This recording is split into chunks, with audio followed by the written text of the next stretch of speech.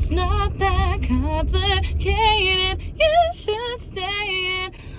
Can you drive your car? The speed bump is not that large. Oh, we're both doing the same thing. Yikes.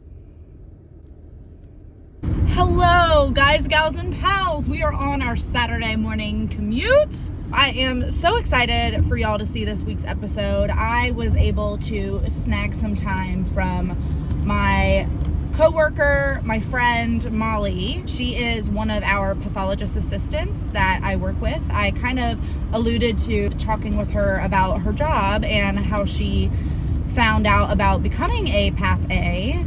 So here is that. I hope y'all really enjoy. Let me know if you would like more videos like this with different professionals in pathology. If you have any other questions that I can ask Molly, leave them in the comments. Shoot me a message on Instagram. I would be happy to get y'all more information on this really sweet gig. I keep saying it. It is such a cool job, and I wish more people knew about it. And Molly does too. Stick around. Hope y'all really enjoyed this episode. And yeah, thanks for stopping by. Are you ready? I'm ready. Do I look okay? You look so good. We need to, hold on, let me just go down. We have to take a thumbnail picture. For your video? Yeah. Oh, okay. Hi, Molly. Hi, Kaylee. Thank you so much. It's Dr. Fox, actually. Sorry. Hi, Molly. Thanks so much. Thank you so much for joining us today.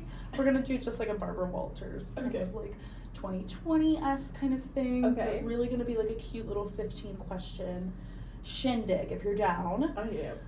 Thank God, because I did ask her before this if we could do a little 15 questions. So this is Molly. She's one of our pathologist assistants, and she has just been so good in terms of getting me where I need to be, which I'm still not there, but we're hopeful. Yeah. Yeah, we're hopeful that You're where you're supposed to be right now. Okay. As in, it's okay to not know anything and to not be the best at something. But Molly's been very patient and good with me. She's a great teacher. But being a PA or a Path A, I feel like it's kind of interchangeable. And like we say PA, but when we say PA in the pathology world, we mean a pathology assistant. Right. Versus saying PA, I think just in general, people confuse. Physician's assistant. Exactly. So for all intents and purposes, Molly is one of our PAs, and it's definitely a job and a career that I did not understand or realize was even an option until I started rotating in pathology and working with PAs. And it just seems like such a good gig. And I remember when I started on my surge path rotation at the beginning of the month, and I was doing grossing training with Molly, all I asked you about was just, how did you hear about this? Because it's such a good gig. And so I figured I'm not the only one who is alone in that. So figured we could do a little question, talk about what, being a Path A has been like for you, and just enlighten the people. Yeah. Fabulous. So we'll get started. So number one, what is a pathologist assistant? Pathologist assistant is somebody who's basically the eyes for the pathologist in the lab. We get everything from the OR that comes to us, and we describe what it is, like how big it is, what's wrong with it, what's the size of the tumor, does it look like they got all the margins, and we select the sections that the pathologist then looks at to make the diagnosis. So we're kind of like a specialized physician's assistant just for pathology. Yeah. I think patients, people in general, because ultimately people are patients and can be our patients, I don't think people recognize that to make a diagnosis, we're forgetting the steps that go in between taking something out of the body in surgery and then actually getting it to the size that we need to fit on a microscope slide. Because we can't take something, say like a big kidney, if a kidney is taken out for a probable tumor, we can't just put that kidney under the microscope. So we need Molly and her counterparts to help our workflow and get it down to the sizes that we need to make the right cuts, take the right sections of the things that we want to look at under the microscope to get the diagnosis back to the patient. Right. Yeah. We like to say it's direct patient care without patient contact. Yes. Yes. Pathology is the best. Okay, number 2. How did you find out about being a pathologist assistant? I didn't know about it until my senior year of college. Honestly, probably not until my second semester. One of my family members manages a histology lab, and he was telling me about it, and so I decided to shadow, and I fell in love. Love. How do you think is the general way people find out about being a pathologist assistant? Do you think people like fall into it, or do people generally come in fall knowing? into it? Okay. I feel like still most people, even in like college with a science like major, they don't know that it exists as an option. Right. Kind of like who you know. Right. Yeah. And I feel like it's such a great option. I know I've told you about one of my really good girlfriends who I went to school with her and was looking into physician assistant school, and then, you know, as she was applying, realized that might not be the best fit for her. And really, no one knows about being a pathologist assistant. It was never an option that I heard about. Being a pre-med student, being a biology student, which is pretty much like the field to get people into. It is a pretty sweet gig because it is like decent pay, and you don't have the responsibility of making the diagnosis. That's true. Do you care to kind of talk about the pay window? Like, not exactly what you make, but what a salary people can expect? It's changed like even a good bit since when I started. Probably average starting was 80, and now I think that people are like more headed towards like 95. It obviously depends on where you live. New York and California PAs, they make a lot more, but I think now programs are telling their students like 95. Wow. Yeah. It's a good gig, you guys. And I've told Molly, you know, I would not do medical school again if I had to, but I do wonder. Now, I always wanted to be a forensic pathologist, but I feel like if I knew about pathologist assistant being a career option, I would have been a great way to go, because it really is. I've always loved like the hands-on, the lab work, and that is a lot of what you do.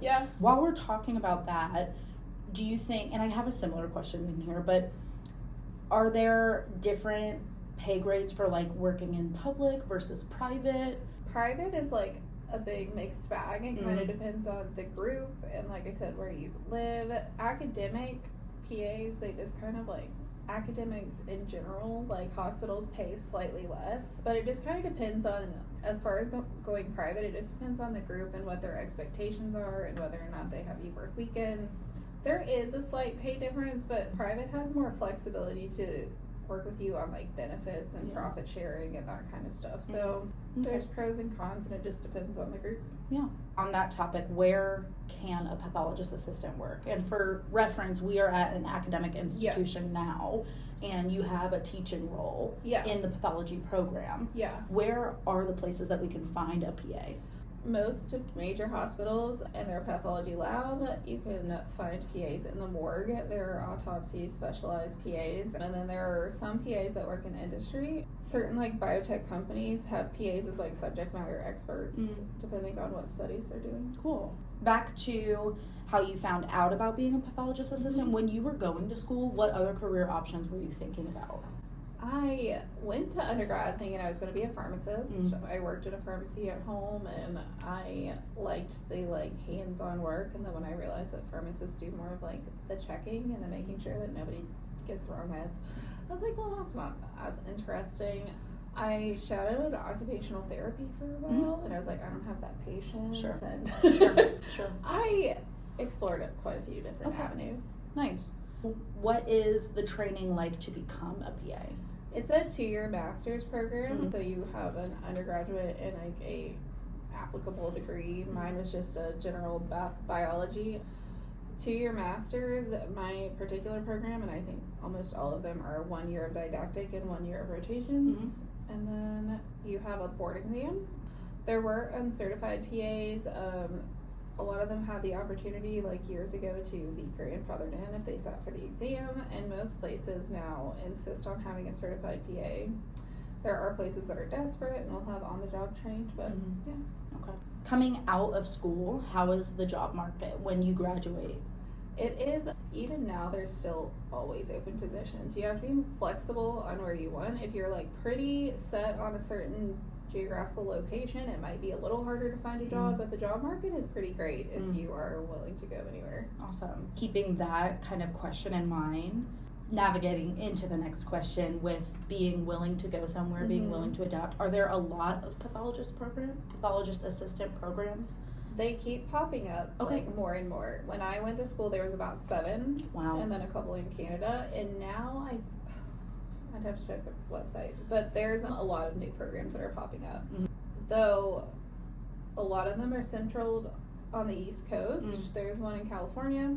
And then the Midwest is kind of like where they're lacking. But there's a lot on the East Coast. So as far as school goes, you might want to be flexible on where you would attend.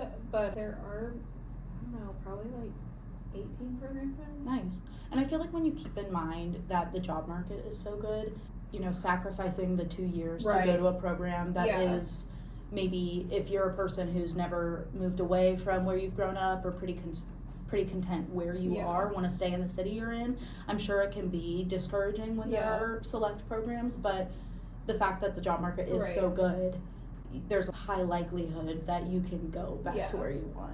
Programs are different on their rotations as well. So like your year, you're locked into that school, but a lot of the programs you go to a place for like the majority of the year, just one location. So they send people all over the country. My particular program, we were more central in Pittsburgh. Like we had set rotations. We didn't, and we were there like 7 to 8 weeks. That actually brings up a question that I did not prepare or send to you. So I hope you can do it off the cuff. But what's Path A school like? I talked about, you know, going into and getting ready for Path A school, but what is actual training like? The year of classes can be like semi-challenging. The level of pathology that we get to, like Robbins is kind of like our Bible, which I think is like basic pathology for pathologists. That's kind of what we focus on and learn on. We have classes like intro to disease mechanism, anatomic techniques, where it's kind of like intro to grossing. NACLS, the accrediting body for PA schools, they have different requirements, so we had to take like education classes. A few of our classes were with grad students, just doing like science majors and stuff. I don't know if that answered your question. No, it did. It's pretty strenuous, but also I'm not going to say it wasn't as hard as I thought it was going to be, but I wouldn't like let it intimidate anybody.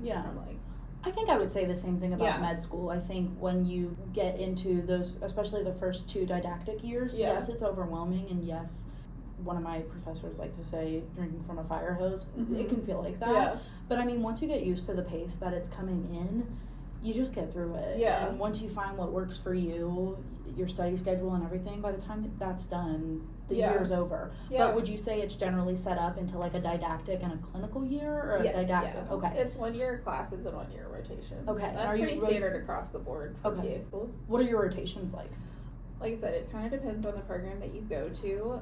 I went to West Virginia University. It's a great program. We would rotate every 7 to 8 weeks. We had 2 autopsy blocks, and then the rest were surgical. We kind of went all over the place. We had community hospitals, we had academic hospitals. My very first rotation, I wasn't even with another PA, so like it kind of like built confidence and independence right off the bat. They're all kind of different. And some people really like the one place for the majority of the year kind of like style. I personally loved that we got multiple different facilities, like exposure to those, to kind of learn like how everybody likes things different, and you kind of become more adaptable. New question. What is a day at work like for you? For me, I work the earliest shifts, so I kind of come in, I look to see what resident is on grossing for the day, what bench they're signing out the next day, pick out their cases, kind of based on what year they're at and what their skill level is. We give them their like daily workload. We try to focus on what bench they're signing out, and then we as PAs are also kind of like grossing on a bench system now. So I look at my bench, what I'm assigned for the week, and kind of see what my caseload is like. When the residents go to lecture, I am covering frozens. We have training PAs, so every day we have a grossing resident and a freezing resident, and we have different PAs assigned to help train and be there for questions. I do our supply ordering, so like I kind of try to always keep tabs on what we're running low on. Is it generally like an 8-hour workday? Yeah. Okay. Like she said, there's training PAs. So from what I understand, our grossing schedule has kind of gone under some remodeling at my program, but I really think what we have going on right now is going to work really well. I think it does. Yeah, I think it's going to work really well. I think we get a lot of, in our first month of Surge Path that I'm just finishing, it's really a whole month of training and a whole month of just getting into the flow of what are your responsibilities in the gross lab, how do you gross, how do you just like work with the pathologist assistants. And there's always someone who, whether or not the resident is training, having a grossing PA is kind of our go-to person that day that we are grossing. Yeah. And we're on a 4-day cycle here, which I think I say in the last video, but basically every 4 days we are grossing. So there's a resident who grosses every day, but every 4 days you personally will gross. What is your favorite part of your job? Oh. I like that every day is different and also semi the same. Like I can kind of know what to expect, but every specimen is different. And you can gross one colon cancer and then have another colon cancer coming and it's a completely different case, and you may take like a slightly different approach to how you do it. It's cerebral. Like you can't, it's not just, you don't, what I've noticed is that I don't really feel like it's a machine. It's you have to be able to think about certain things are, but right. You have to be able to look at the specimen and be like, can I do this the way I would typically take these sections, or is there something I really need to make sure I show the pathologist? Yeah. Because frankly, like once our residency, that's when we're grossing and everything, but as an attending pathologist in surgical pathology especially, we're really looking at slides and seeing all of the slides that come through, and there are plenty. So as an attending pathologist, it's very rare that you are actually doing the grossing unless you're at a smaller community hospital where you don't have a pathologist assistant. But again, very rare that we are actually seeing the specimen as the attending pathologist. So they really are our eyes and hands and everything. Whatever they're describing and seeing in the gross room is really what we have to go on with correlating the slides and sections that we have. I have to be able to really adapt, and I think it's been fun, so I can see what you're saying. Yeah. Least favorite part of your job? Teaching residents like Kaylee. Not like you. There are certain times that residents can make the job challenging. What's my least favorite part? Maggot legs. And I have been here for over 3 years, so now I am comfortable with it. But I think that it kind of like comes with the territory. But let me start over. That's fine. New answer. My least favorite part is probably staff turnover. Training, not just residents, but just training like new staff can be a challenge. And then when pathologists come, that's what I'm talking about. Like you have to like spend time building trust with that person. Sure. Because while the other attendings, they trust you and know that like what you're doing is like accurate, and they like know what to expect from you. Like new attendings don't always. All places have turnover, but I think it's staff turnover. Yeah, honestly. And it is hard, especially not even in the attending pathologist realm, but just even like OR path. Right. Training like a new PA or even like a new lab aide, like just anything. Right. And then when we have travel nurses come through, every hospital system is different with how they accession their specimens and everything, but making sure the specimens get to us sometimes exactly, well, not just travel nurses, but when we have traveling people or just staff turnover in the surgical realm, I don't think people anticipate how that affects us. It affects the workflow a lot. At least just making sure things are getting where they need to be, again, for the patient. It's not something, I mean, it is an inconvenience for us at times, but generally the things that inconvenience us are inconveniencing the patient. And we're trying to do everything we can for that patient. Which I think we'll go into a question that I'm just about to ask you, but I think that's something I wish more people knew about the pathology department in general. I think it's easy to get into the stereotype of there are people who sit at the microscope and don't talk to patients and blah, blah, blah. But really, it starts with us. Whatever patient care is coming after that diagnosis starts with what we're doing at the microscope. And so I wish people understood more. It's not just that gets to pathology when it gets to pathology. Right. There are steps that have to go correctly and in the correct time frame for me to get the correct staining and immunohistochemistry things to get the best diagnosis for the patient so they can get the best treatment option for them. So what is something that you wish people knew about being a pathologist assistant? I wish they knew it existed. Yeah. I wish they knew that it was like a great option if you're looking for something in the medical field but aren't necessarily sure if you want to put in the time and investment, financial investment into med school. Emotional investment. Emotional. I'm losing it.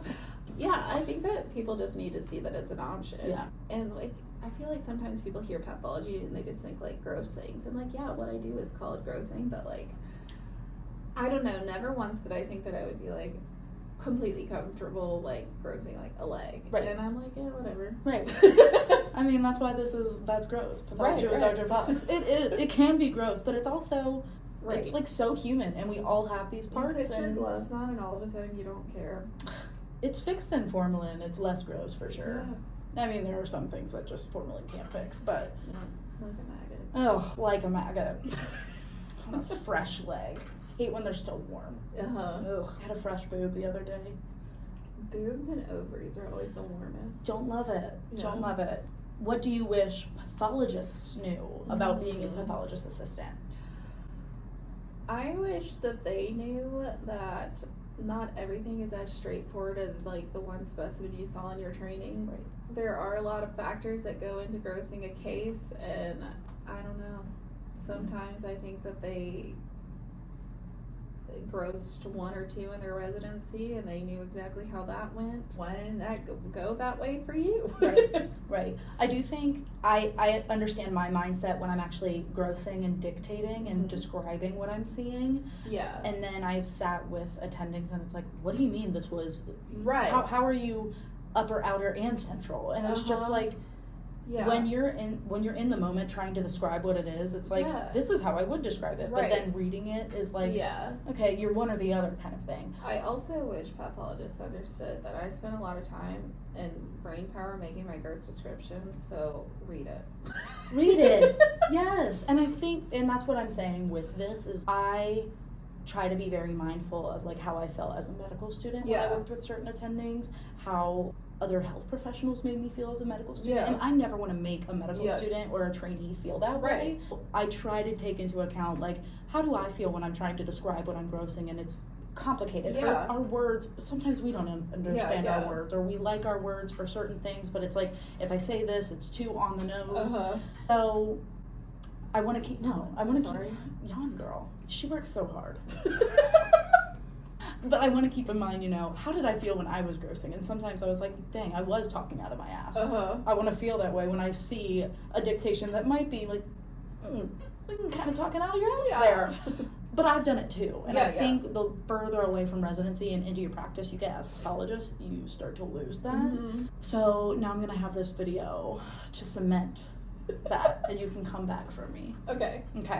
We kind of talked about this one already, but are there different kinds of pathologist assistants? Yeah, there's pathologist assistants that work in like forensics. A lot of them end up doing like drug overdose cases, but that actually is like a huge burden on medical examiner offices, and so it does kind of take the burden off of MEs so that they can focus on not real crimes, but the bigger cases. Yeah, the bigger cases. Because unfortunately there's such a workforce shortage in forensic pathology. It's what I'm very passionate about, and really truly every body that comes to the medical examiner's office or the coroner's office deserves an autopsy. We just don't have enough manpower right now, or woman power. We just don't have enough people truly to give every body the care and exam that they deserve, frankly. If you are at an office that's bigger, maybe has a little bit more state funding to fund a forensic pathologist assistant, I mean, that's huge. There's academics, like I said, those that work for private. Are there people who just focus on one thing, or? Not typically. No? Okay. Like a different body system? Sure. No. Okay. Not really. Okay. And then my last question, what characteristics would make someone a good pathologist assistant? Detail oriented. observant, honest. Yeah. I feel like empathetic too. Yeah. I would say in pathology, people need empathy in general, and I think that might get misunderstood because it's like, we're not seeing patients. Right. But I think that's why we need to be empathetic, is because you're not seeing the patient face to face. You can forget. Kind of forget that there's a person attached to your specimen. Right. Or what. Right. But that, you know, you can have a really awful tumor come across your lab, and it's just like, you have to take a step back and be like, oh, this is really sad. I think also people may think that people in pathology are not people. Kaylee is, and Molly is. Person. I think that at least working in academics, like training residents and all different types of people, we have surgeons, nurses, everybody that walks in and out of our lab that we have to talk to. I think being a people person is kind of helpful. Yeah. There's a level of confidence that comes with it too, because you are providing a service and a level of care that not everyone is trained to do.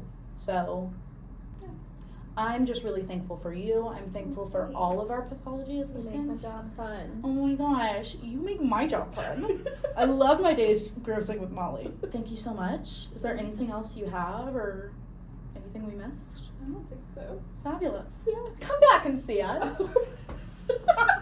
All right, Oprah. Bye. Oprah, can you pay my debt? So I hope y'all really enjoyed.